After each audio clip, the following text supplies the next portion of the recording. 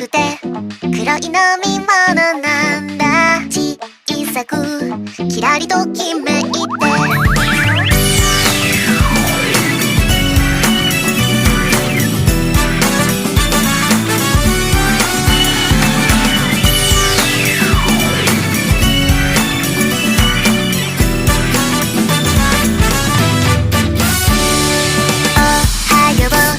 眠くなる毎日、答えは探せないままで行ったり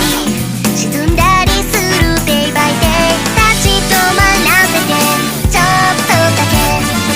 ぐるぐると回るメリーゴーラン、繰り返す景色変わらない想い、つままない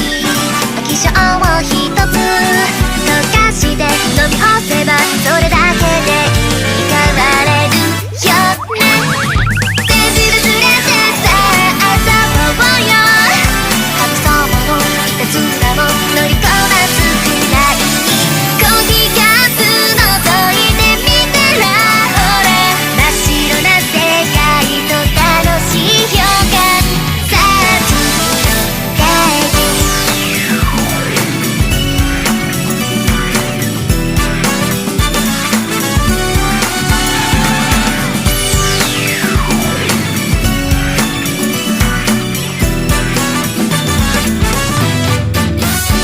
苦くて黒い飲み物なんだ。小さくキラリときめいて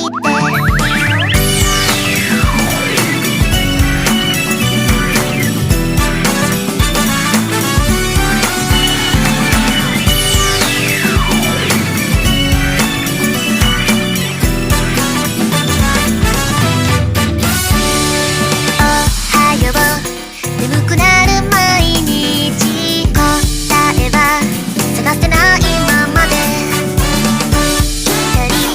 沈んだりするデイバイデイ、立ち止まらせてちょっとだけぐるぐると回るメリーゴーラン、繰り返す景色変わらない想い、つままない液晶を一つ溶かして飲み干せばそれだけで変われるよね。手汁連れてさあ遊ぼうよ、神様のいたずらも乗りこなすくらいにコーヒーカップ覗いてみたら、ほら真っ白な世界と楽しい予感、さあ次の帰り